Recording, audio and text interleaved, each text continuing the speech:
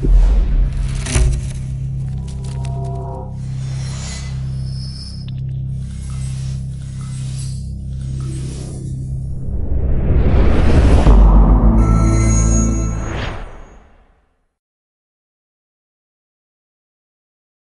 Imperial College London, welcome to this special lecture podcast. This is a big anniversary, and it's interesting. 07 is clearly always a big year. 300 years ago, it was the union of that created Britain between England and Scotland. 200 years ago, we abolished the slave trade, and 100 years ago, we brought together the constituent colleges, or some of them so far at that point, to create Imperial College. And of course, one wonders which one of those is most important to the British nation. Obviously, I think that the last, being the most advanced, is most significant. But I have to say, I've got to confess, that as a graduate of Imperial College, though I claim it everywhere, I was pretty much of a washout as a scientist. I entered the Department of Chemistry next door in 1971, and it was fantastic. At the time, there were 3 Nobel Prize winners on the premises. Jeff Wilkinson, the joint author of Cotton and Wilkinson. I don't know if we still use that in chemistry. Derek Barton, head of organic chemistry, and Ernst Chain, who's a legendary a legendary figure, I should say, resided in the department. I don't think anybody ever saw him, but he was there. But I was very lucky to have sat in the lecture halls presided by such gigantic talent. And I have to confess, I use the word sat in the lecture hall carefully, because I couldn't really say I did anything approaching studying. I would probably be described as the worst and most indolent student ever admitted to the chemistry department in the history of this college. I think actually it was a mistaken identity case.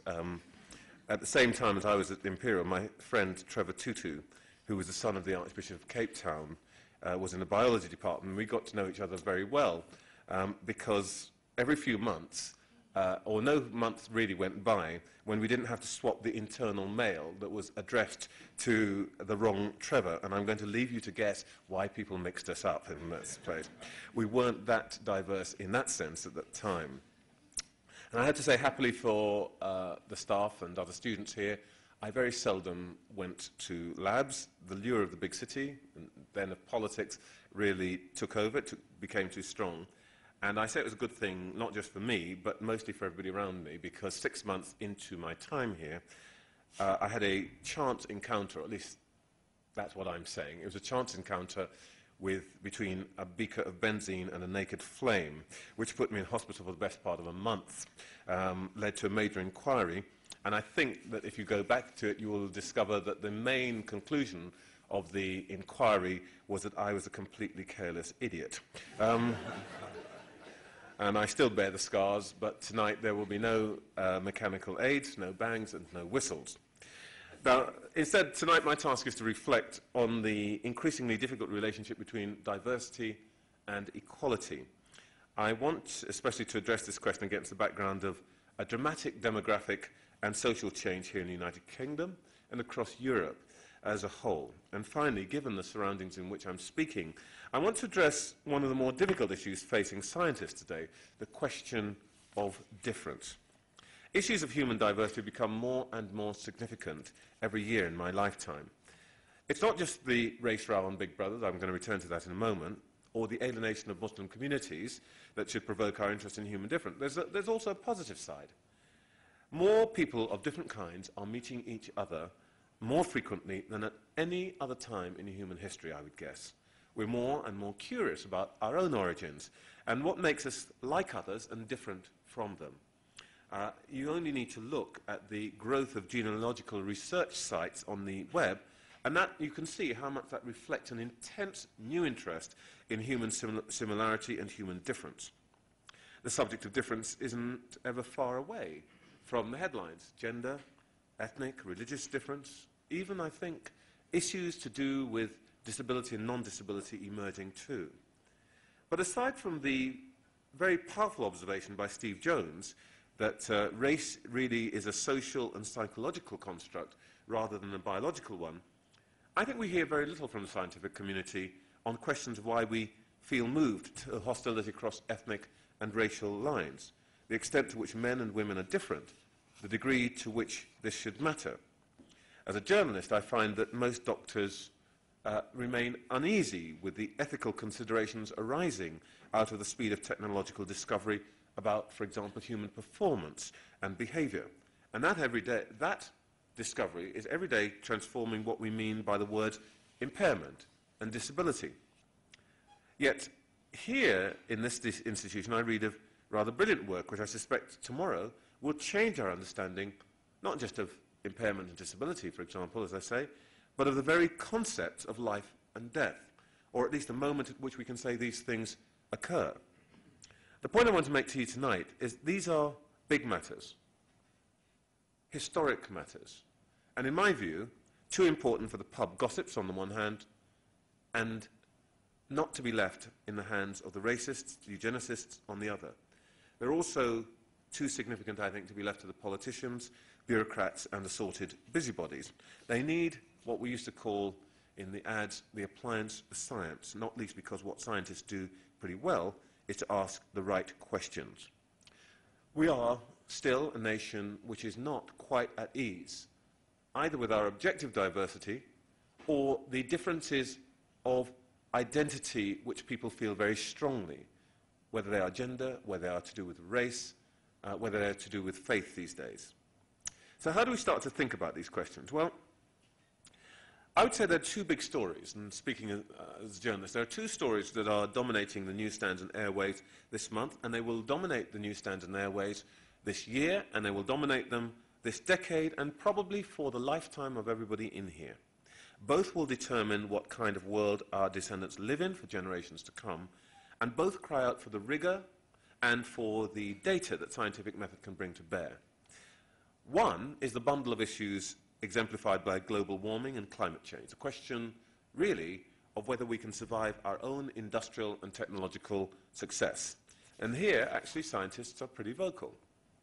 The other is a growing tension between, on the one hand, the assertion of identity and the associated claims of recognition and autonomy by racial and religious and sexual and other groups, and on the other hand, the contract between individuals and the community that's needed if we're to live as social beings and outgrow, really, Hobbes's description of the aboriginal human condition as being nasty, brutish, and short, and which he prefaced, by the way, by saying solitary. That is, I guess, from his point of view, the original condition. So these two great challenges can be summed up very simply. In the 21st century, can we live with our planet, and can we live with each other? And what these challenges both have in common is that they illustrate a truism, that whilst opinion can be valuable, fact is essential. Happily, I don't have to confront the first challenge directly, though it's worth reminding ourselves that the greatest driver for movement of people in many parts of the globe is climate change, desertification, for example. And with that change comes conflict, war, refugee flows, which end up on our shores. But my main business lies with the second challenge, how we live with each other, and a challenge that's becoming more pressing, more intractable day by day. To my surprise, as a politician, or I guess as a quasi-politician, I'm head of a quango, I find little in the scientific literature to help me on some critical questions. Are we becoming more racially segregated as a nation or not? Do we know whether a change in gender balance in the workplace makes it more productive or not? To what extent are different ethnic or gender distributions in different occupations driven by culture, economics, or innate factors? We don't know the answers to these questions, but we need to, because they're all vital if we're going to make political and social decisions, and they're becoming more vital every year. In the age of globalization, the speed, the scale, the impact of the movement of capital, it's now paralleled by the movement of people across the planet. 30 million people come to Britain every year. 227 million pass through our airports.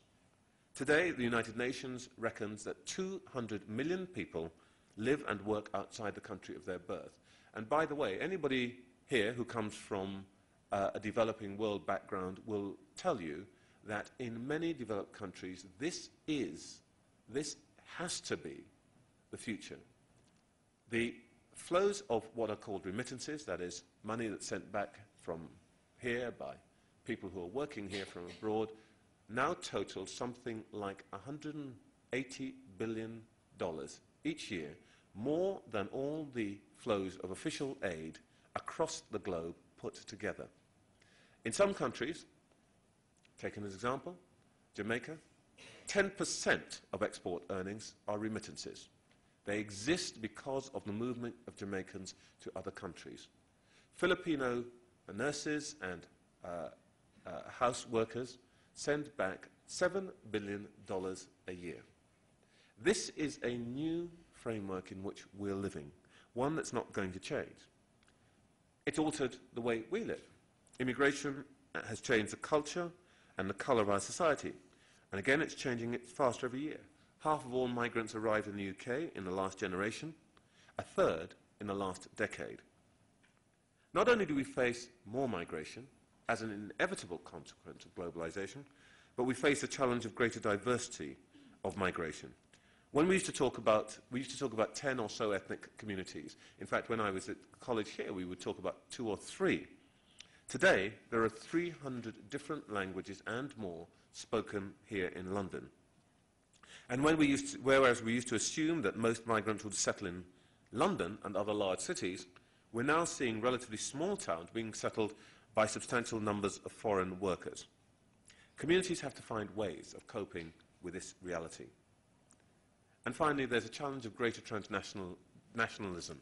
Now, this is a rather long word for a rather simple phenomenon. I would like to probably best lay it out this way. When Jewish migrants arrived 100 years ago, fleeing the pogroms of central Russia, there was no going back for them. It was too far, it was too expensive, and actually, if they went back to their farm, they knew that someone had probably expropriated it already. Today, international travel and communications mean that most migrants need not abandon their physical link with the past. Now, what does that mean? It means that the pressures to integrate into European society, which were irresistible, because you knew that you, your children, your grandchildren, were going to be here forever, no longer exist for the Bangladeshi farmer who can go to Sylhet 5 times a year, who may not even need to do that, because he can watch his crops growing, or his cows wandering about on the internet.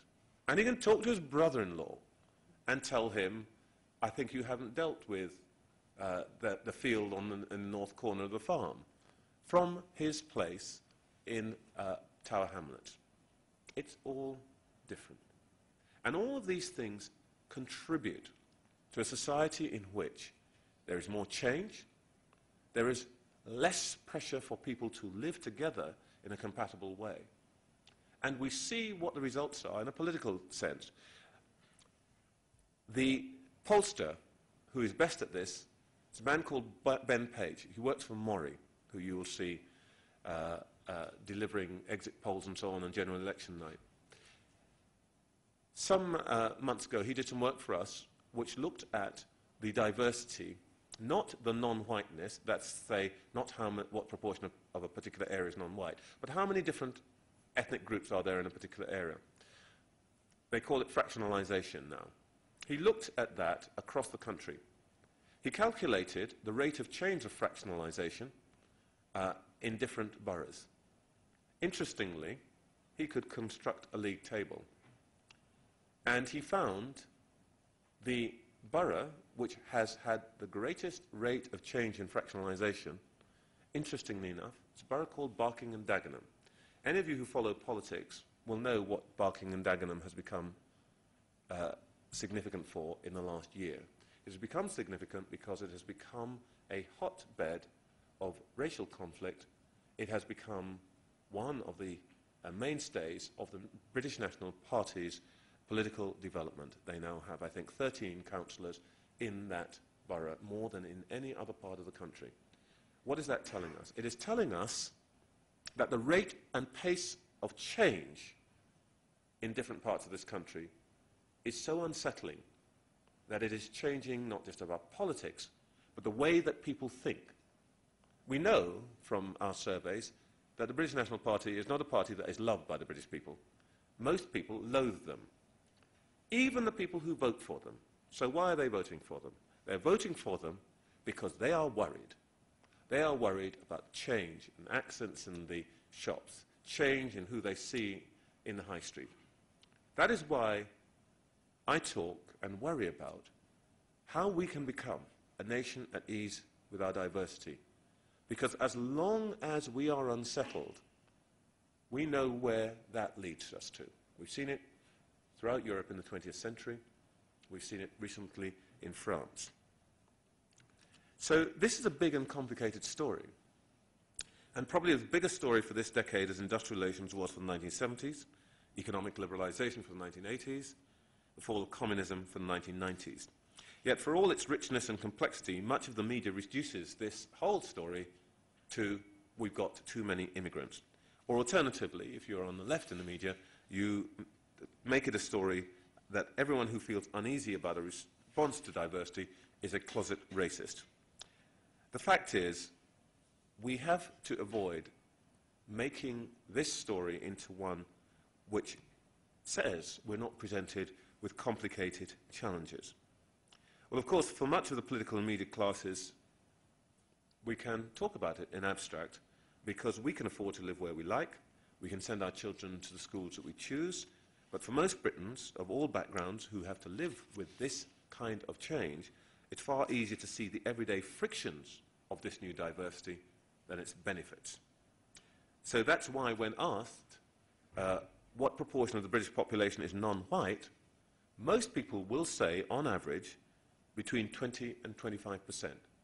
Now that is a wild overestimate. The true figure is less than 10%, but it is a reflection of anxiety. In an era that faces social and demographic change of this pace and pervasiveness, probably a kind not encountered since the peak of the Industrial Revolution, we all need, as citizens, a better, wider understanding of what's going on. Otherwise, we end up with very simple solutions, much of which can only be described as racist. It's easy then to understand, when you look at the fury over racist abuse in Big Brother House, how we got there. And I think that whole episode, entertaining as it was in some ways, illuminated both some of the underlying issues and our inability to cope with them. In spite of what Channel 4 executives said, I think we have to be clear. What happened on our screens was a noxious brew of old-fashioned class conflict, straightforward bullying, ignorance, and quite vicious racial bigotry. In a perverse way, Channel 4 executives were right to say that by holding up to light prejudices that many people thought had gone away, it reminded us how much work I certainly, all of us, have to do. But unfortunately, what they neglected to add was that the episode also demonstrated something else. And that is, it demonstrated what most organizations do when confronted with racism on their own doorstep. Channel 4's response to the Shilpa Shetty Jade Goody case is it's a case study. What do? You see in front of your eyes racial bullying. What you do first is you say, deny everything. It's not happening. It really isn't going on. What you think you see is actually not happening, it's something else. You're away with the fairies, you're on drugs, even if there are 50,000 of you who think so. Then if you can't get away with that, then you assert that what is plainly racist behavior isn't anything of the sort, but it's just something innocent. It's just another girl's catfight. And by the way, it was interesting that Channel 4 took the decision that being accused of characterizing an argument between women in a sexist way was more acceptable than being accused of allowing and not doing anything about racism. interesting values there. And then finally, if people laugh at you for not seeing what everybody else is seeing, you dump the blame on some hapless individual for being drunk or stupid or wicked. But what you never do, if you are an institution, is you never accept that you as an organization may have had a hand in creating the conditions for racist behavior, or that you had a responsibility for dealing with it. In my view, in my career, I don't think at any time have the media been more guilty of what John Burt and Peter Jay, who were then senior journalists, once described as a bias against understanding. When they used the phrase in the 1970s, they were talking about the failure of journalists to help the citizen understand the consequences of economic policy, which was the principal issue on the public mind at the time, high levels of unemployment and so on. But today, our failure to get to grips with the consequences of change and diversity is literally lethal. We saw it in 7/7. We saw it in the French rioting in 2005. And we saw it in our own disturbances in northern cities back in 2001. And that is why we need accurate data, cogent analysis to guide our formulation of public policy. Unfortunately, though we have loads of opinion about race and diversity and all of that, we don't have data. We don't know very much. That's why, when we're confronted with stories that address an apparent conflict between diversity and inequality, we seem so unsure. The multiculturalism debate, or the question of faith schools. Do they divide us or don't they? Or the demand by the Roman Catholic Church to be able to discriminate on the grounds of sexual orientation. We actually ought to know more, but at the moment we don't. And it means that sometimes we couch big public debates in an odd way. The debate about the veil was sold as a religious story.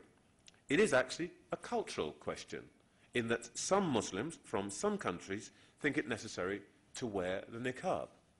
The issue of extremism, it's also posed as a religious issue, is actually political. Those who commit terrorist acts are pursuing political ends, not religious ends. The opening up of a debate, a proper debate about difference, would be, or should be, the most potent defence against bigotry. Prejudice is a worm that thrives in the dark and it shrivels in the daylight. But in order to make that debate real, we need to make it wider than what is going on currently in the realm of politics or journalism.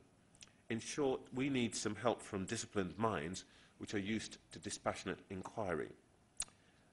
Problem with that, of course, is that becomes quite risky. We might not like the answers we get. In fact, we might not even fancy the questions much, and let me give you an example. 3 years ago, in a lecture at the Royal Institution, I rather innocently, and this is perhaps where being trained as a chemist didn't serve me very well, because I thought it was a straightforward question, I asked the question, is it true that white men can't jump? And it's a sort of, I suppose, unscientific question that only a failed chemist might ask. The point was to question the idea of a stereotype, but not simply to dismiss it.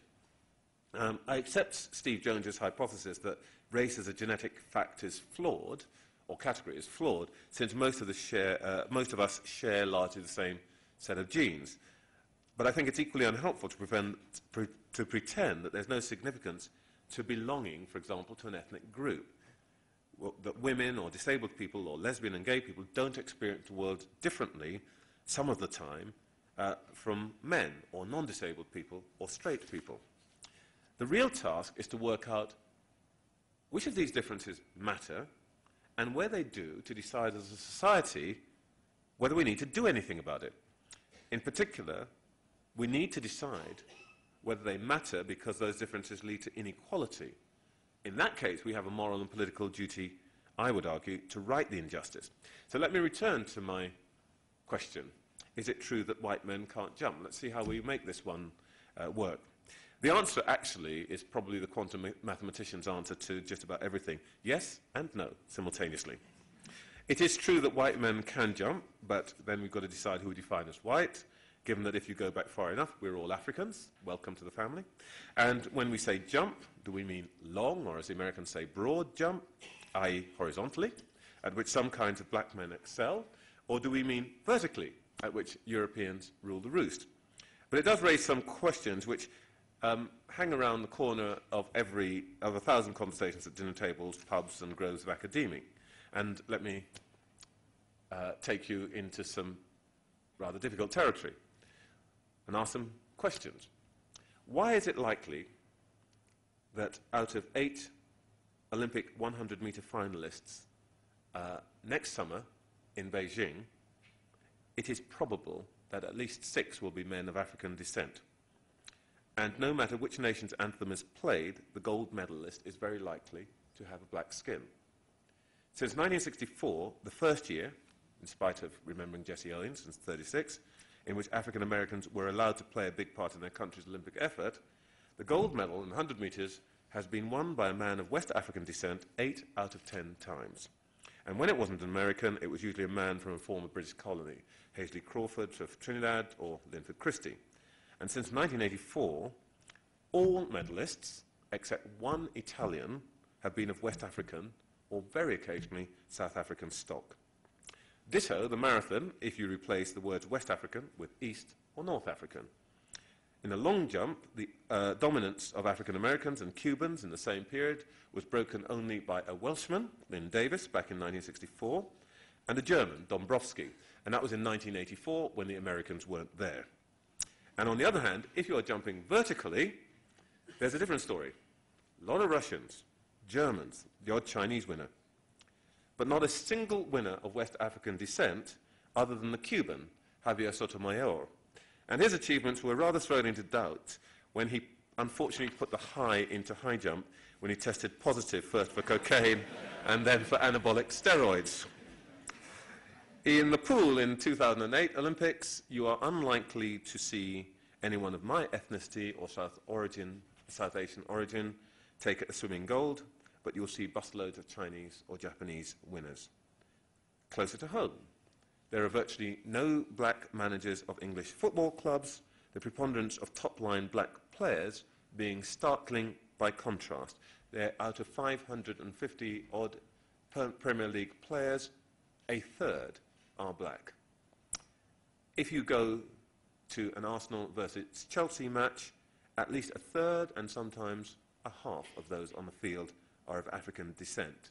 Most, by the way, French as well. But hardly any, at any Premier League match will you see a black manager in a dugout. Now, does any of this matter, or is it just an interesting statistical quirk?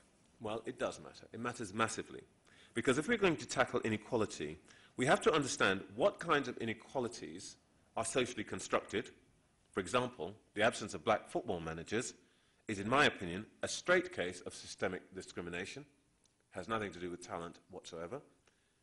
You can play on the pitch, but we don't want you in the boardroom. Whilst there are innate differences, which you have to read in some of the results in terms of athletic competitions. And this had real meaning. Where there are innate differences, for example, in health outcomes of different groups, they have to be recognised if the NHS is to do its job properly. But we have to make a distinction between these two things so that we apply the right remedies. As I said, this is dangerous territory, but we do need to understand when inequality is due to social and cultural differences and when it's due to environmental differences. For example, the way that others react to us because of our colour or our ethnicity, and when it's genuinely due to some intrinsic, genetically defined, or perhaps difference. And if we don't make this distinction, we can make some terrible errors. Here's one simple one that's been in the newspapers all week, confusion. Some of our media and politicians are talking about a religious group, Muslims, as though they were an ethnic group, despite the fact that half of British Asians are not Muslims, and a third of British Muslims are not Asian. Now, where does this play out in real life? I'll tell you where it plays out. It plays out in the whipping up of hostilities against Muslims, and that in itself is bad enough. But the consequence is that it is not just Asian women who are harassed, have their headscarves torn off in the street. It is Sikh men in Southall who are beaten to a pulp with baseball bats in back alleys because some idiot thinks that they're wearing a turban, that means they're a Muslim. More destructively even than that, because in the long term, we need to think about how people are educated and how they enter the labour market and so forth. If we don't understand difference and diversity properly, we could conclude from the results of our GCSEs that African Caribbean boys are just less bright than African Caribbean girls or Chinese boys. That'd seem odd, that actually, you know, I have a son and a daughter. I don't have two daughters who are cleverer than any boy, but let's say I did, and that the boy would be somehow thick and the girl would be clever. Doesn't seem right. It doesn't seem right when we know that at Key Stage 1, that is, entry to school, there is almost no difference in reading scores on average between African Caribbean children, boys or girls, and the average. We might, if we got it wrong, conclude that the problem for Pakistani children is language or their relative poverty. In fact, new research shows that though these things are part of the problem, home environment plays a big role too. And let me take university entry. We need to understand what's happening here if we're going to deal with our diversity. Today, Britain's ethnic minority population is overrepresented in higher education. Most people would say, terrific, great success. The problem is the distribution of that population is far from symmetric. Black and minority students are heavily concentrated in the poorest performing, least well-funded urban institutions. The last time Oxford counted, it had fewer than 100 black students. Ditto Cambridge.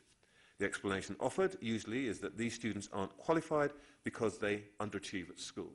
Well, maybe, but that is unlikely to be the whole story. We do know from research at Bristol University that similarly qualified white and black students have different chances of being offered a place, and that the strongest correlate, actually, is their race, not, for example, the schools from which they came.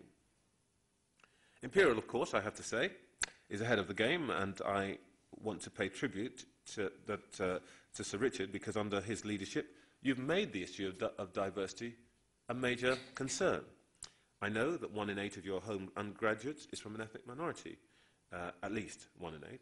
I was impressed to read your annual report on diversity last year, which of course lauded the good things that you're doing to attract more women, programs like Envision, that you've become a Stonewall champion, reaching out to underrepresented communities. I think all of this is fantastic.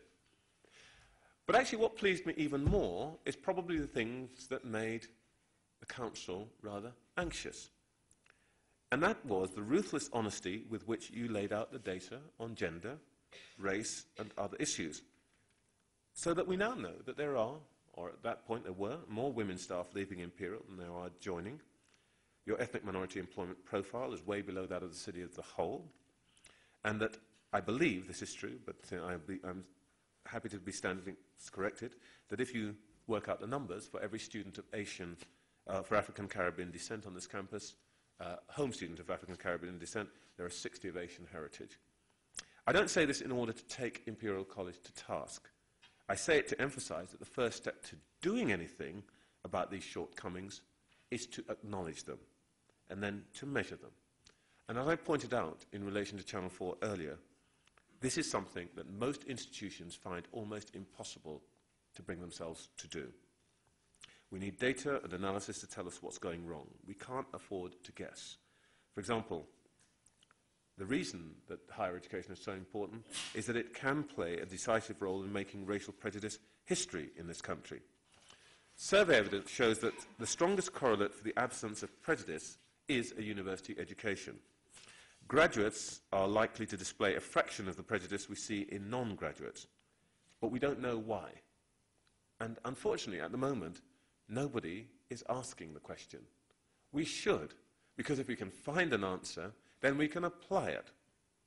It's like having the formula for the cure to cancer in your hand and then saying, I can't be bothered to work out why, because and put it into mass production.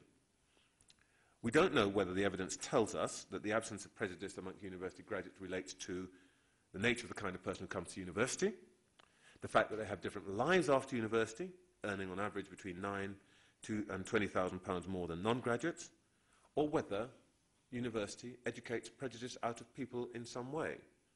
As it happens, I have a view. I think it is actually more likely the real cause is the effect of having to live away from home for the first time with people you've never met, and many of whom you don't understand, loads of whom you don't like and hope you're never going to see again, but with whom you just have to coexist if you're going to get a degree. That experience tells you how to manage difference. So that even when you go back to if you go back to where you've lived all your life, and you never mix with people from outside that area or that community again, at least you have learnt how, and you've learnt how not to be frightened by difference. That, to me, is the most likely explanation, but like everybody else, I'm just guessing. So that's why we need scientific method to test hypotheses like this, and if we can understand the way that prejudice works, we can do something about it. Everything else is just wishful thinking. This, by the way, is important for the population at large, but perhaps I should say something about why this is so important for those who are disproportionately excluded. Because unless we solve these problems, the alternative for people in this country is grim. The facts of social inequality are pretty uncomfortable and for some nightmarish. For example, when we last did some calculations on this, and this was 5 years ago in 2002, we discovered at the CRE that there were more African Caribbean entrants to prisons in England and Wales, over 11,500, than there were to UK universities. That figure was about 8,000. For every African Caribbean male on a campus, there were 2 Black Britons in a jail. And even taking all ethnic minority communities into account, a non-white Briton was about 3 times more likely to enter jail and higher education as a white Briton. Year by year, the ethnic and racial divides in many indicators of life chances get wider. In education, at GCSE, Indian and Chinese children do better than whites. African Caribbean and Pakistani children do worse. The stop and search gap is widening, as is the gulf that I've mentioned in university entrance numbers. Overcrowded housing. 40% of Pakistani families live in homes which are too small for them. But I want to say an important thing, which is, again, a reason why we need to know more. This pervasive disadvantage isn't all down to individual prejudice. It's not. It's too widespread. And unless we believe that every British person is in some way unique, racist, we are a unique country in that sense, there have to be other explanations. So in the last part of what I want to say, I want to address a more difficult and far more vexing problem than direct prejudice of individuals. Systemic bias accounts, in my view now, for about well over 90% of the patterns of racial inequality which we see in British society today.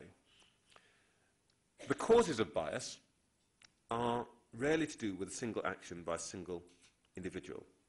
In fact, there's work being done in the United States which shows that racial bias is very rarely recognized in any particular incident, either by the victim or the perpetrator. Let me explain what I mean by that, by reference to an experiment conducted in 1990 by Peter Siegelman and colleagues at the Urban Institute in Washington. They sent out pairs of testers into the Chicago area to buy cars. Now, anybody who knows the United States knows that the purchase of a car, like any other big thing, is an opportunity for bargaining. So they gave all of the testers an identical bargaining script, and the testers, though, remained unaware of the true purpose of the experiment.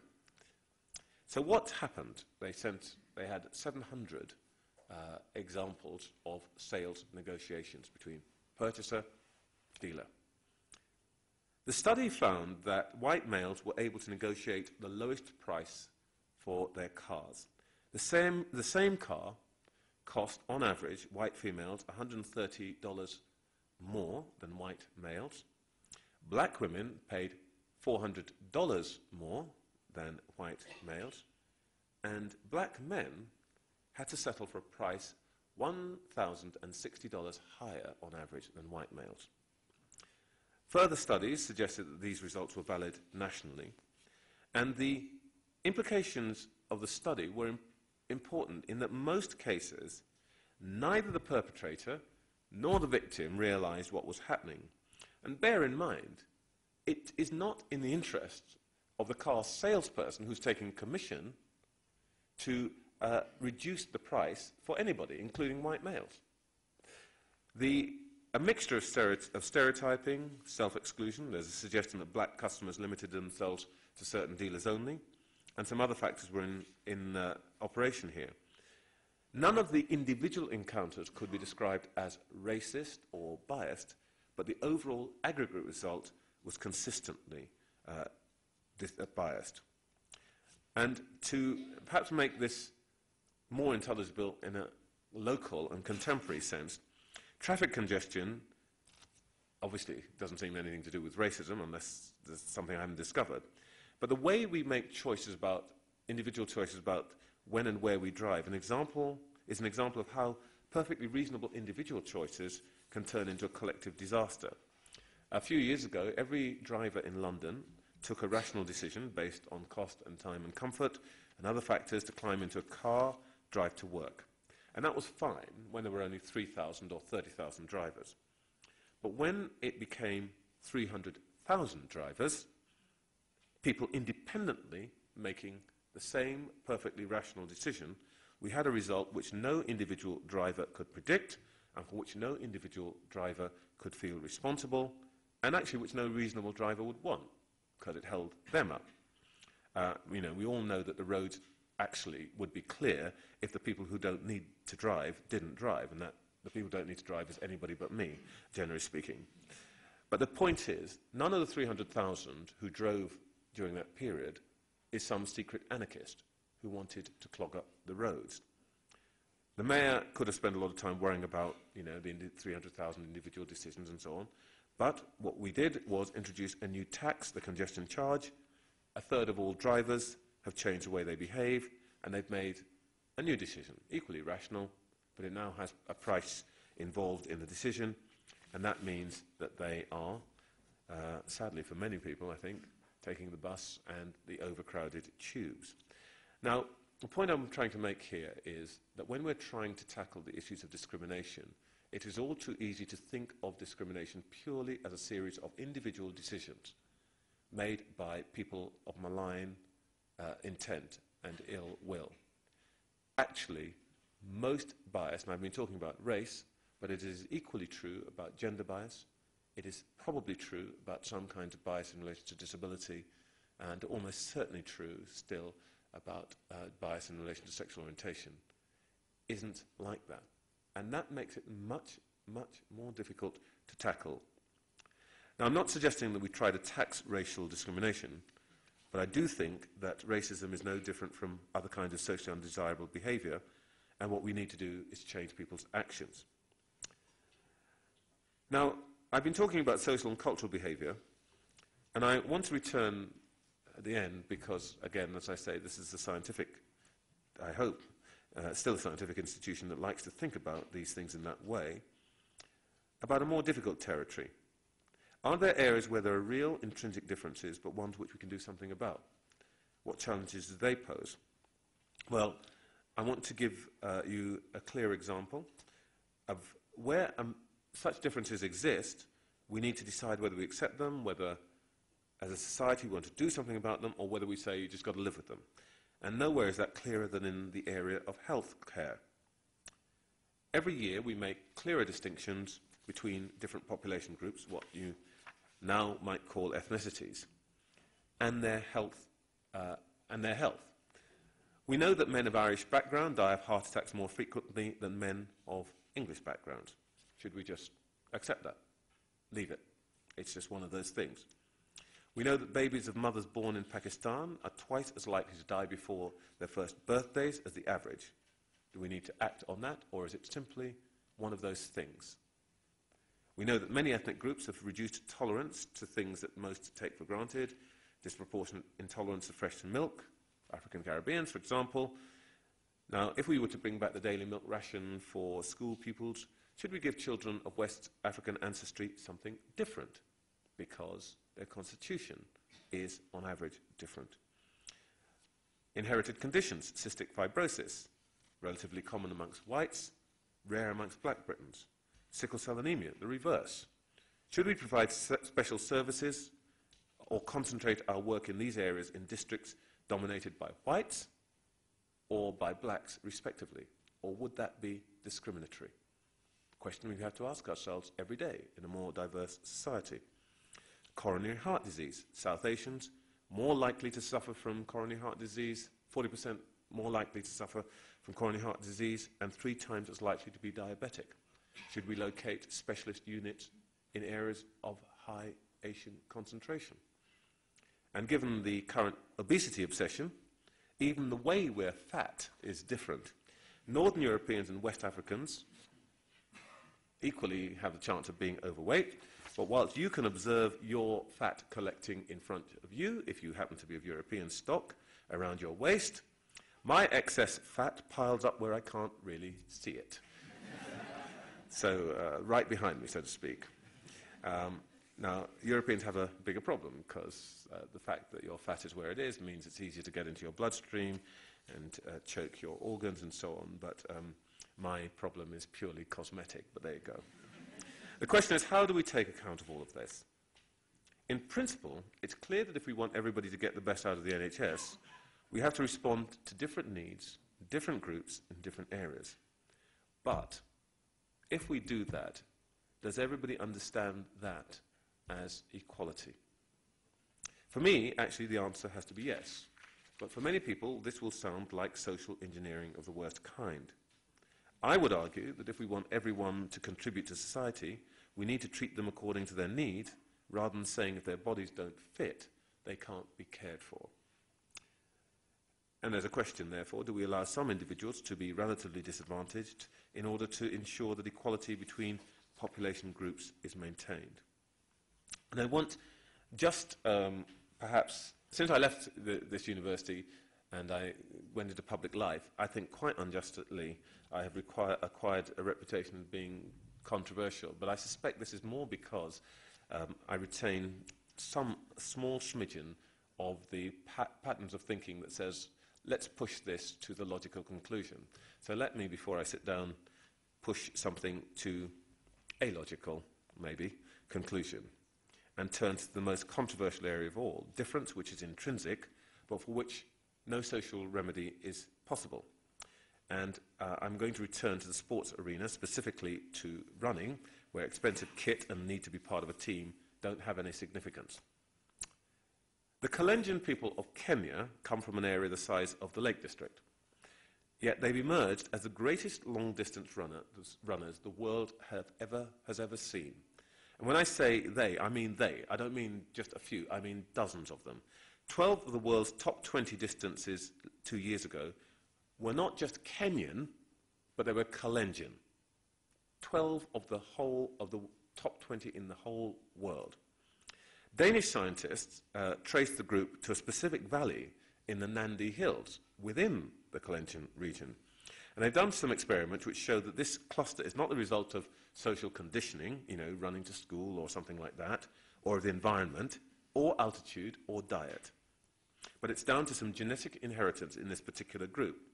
In fact, what is most humiliating is that even the Kalenjin, who have no training, the ones who smoke and all the rest of it, or interest in athletics, when they put it to the test, they hammer athletes, serious athletes from other countries.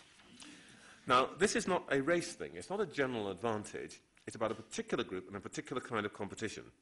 I guess the Kalenjin would trail way behind most Europeans in sprints, by contrast to West Africans. Question, does any of this matter? Well, on the face of it, no. Who cares? Well, actually, it's the organizers of the Boulder, Colorado Marathon, it did matter. And it mattered because they have a prize of $1 million for the winner of their marathon. And in 1997, Kenyan runners took 6 of the first 8 places. And the following year, the organizers decided that the biggest prize, no matter who broke the tape first, should go to the first American home. And the underlying idea was that because of the Kalenjin's apparent intrinsic advantage, there was no longer a level playing field when it came to the distribution of prize money, and they should in effect be treated as though they had taken a banned drug. being born in the wrong place of the wrong parents. I hardly need to say how the Kenyans reacted. But the issue for us is, what are the rules? What should be the rules here? As we discover more and more about human difference, what impact should it have on our attitude to equality? I myself can't give you an answer, but I am partly here to say I hope that people in this institution above all, actually, and some perhaps less meritorious and capable institutions which aspire to be a bit like Imperial College, can help us. I can suggest some principles by which scientific inquiry might help us to find some answers.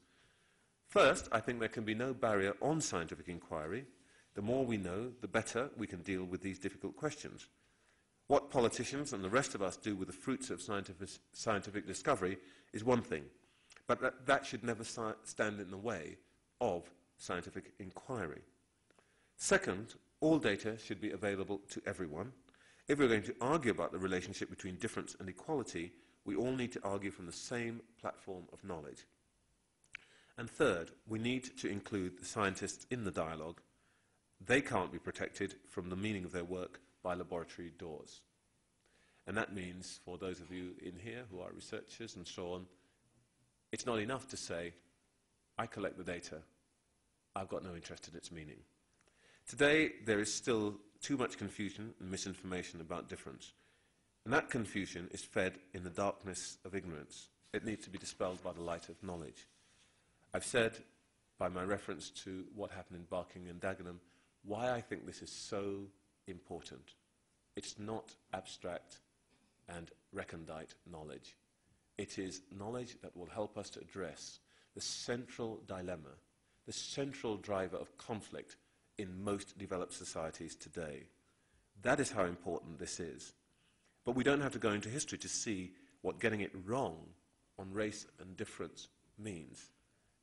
You can go to Rwanda, you can go to the Balkans, you can go to Belfast. The evidence is there for all of us to see. This, I think, is the great challenge of the 21st century. Science has to play its part in meeting that challenge, and this is one of the world's great centres of scientific learning and culture. Imperial staff and students have a great history of using their brilliance in the laboratory to inform public debates about how we should better order our world. The debate about what kind of society this should be is currently dominated by people who frankly lack the rigour and intellectual capability on this college's campus. If I say nothing else that stays with you tonight, let me say that once again we need to hear the scientist's voice in these debates. Your country needs you now more than ever before. Thank you.